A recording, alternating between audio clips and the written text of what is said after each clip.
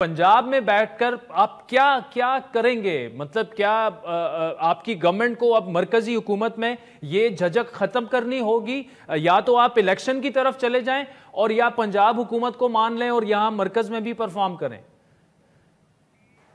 जी आदिल भाई, एक तो इलेक्शन में जाना या ना जाना इमरान खान की डिमांड थी ना इलेक्शन में जाने की जी। तो जाए ना, बिस्मिल्लाह करे। अपनी केपी और पंजाब की असेंबली कल जी तोड़े, हम वफाक की असेंबली वो जी रखने का जवाज ही को नहीं रह जाएगा। बिस्मिल्लाह करे ना।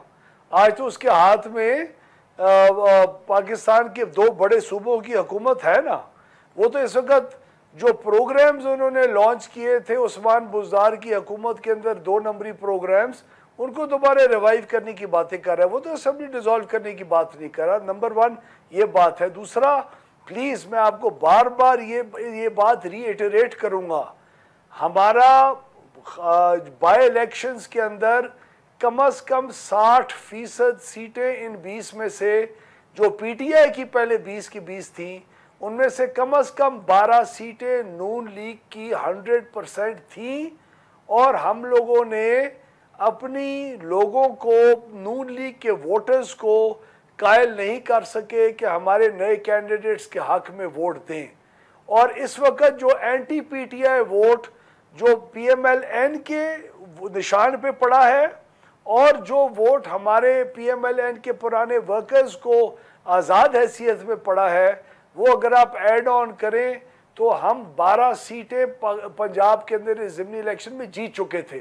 तो इस वक्त इमरान खान का नैरेटिव पब्लिक पॉपुलैरिटी के अंदर ऑन ग्राउंड नहीं चल रहा। मैं बार बार ये बात करूँगा। हाँ, हमारी महंगाई जो बदकिस्मती से रियासत बचाओ के नैरेटिव के ऊपर और ईमान रखते हुए उसके ऊपर हम लोगों ने जो महंगाई की है, उसका ज़रूर हमें इम्पैक्ट आया है। वो हर एक को महंगाई का इम्पैक्ट आता है।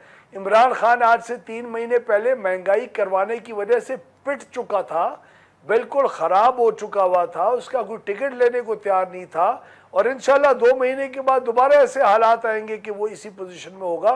तो हम लोग ओपनली चैलेंज करते हैं कि इमरान खान इस वक्त अनाउंस करे और डिसॉल्व करे 2 सूबाई असेंबली की, जो 2 सूबाई असेंबलियां हैं, एंड वी विल इंशाल्लाह आल्सो जी follow that and go into the general election. ये तो बड़ा जबरदस्त चैलेंज आपने दे दिया। लगाई साहब, कल स्पीकर का इलेक्शन भी हो रहा है, कितने तैयार हैं आप लोग? और 186 उनका फिगर है, उनके पास क्लियर मेजॉरिटी है। एक तो जी आज उन्होंने कॉन्स्टिट्यूशन की वायलेशन की है। उन्होंने जो एक्टिंग स्पीकर है वो दोस्त मजारी है इस वक्त।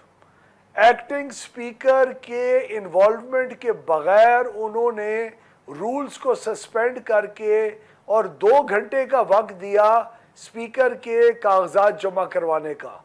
हमने उसमें रिस्पॉन्ड करके कागजात तो जमा करवा दिए, लेकिन कल का जो इलेक्शन है स्पीकर का, वो भी अंडर सीरियस स्क्रूटनी और डाउट है।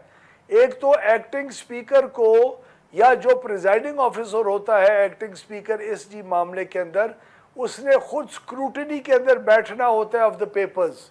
वो भी आज स्क्रूटनी के अंदर नहीं बैठ सका। तो कल का जो इजलास है उसके ऊपर बहुत सख्त सवालिया निशान है। लेकिन मैं आपको यकीन दिलवाता हूँ कि अगर कल का इजलास हुआ, उसकी तो एक तो जी लीगैलिटी के ऊपर हमें बहुत सीरियस सवालात हैं। अगर हुआ भी सही तो मेरा नहीं ख्याल कि पीटीआई का जो कैंडिडेट है वो 186 वोट हासिल करने की पोजीशन में होगा, नंबर 1। और दूसरा, अगर डिप्टी स्पीकर के ऊपर vote of no confidence move जी करवाते हैं तो मेरा नहीं ख्याल कि 186 का नंबर पीटीआई और काफ लीग के पास होगा दोस्त मोहम्मद मजारी को डिसलॉज करने के लिए।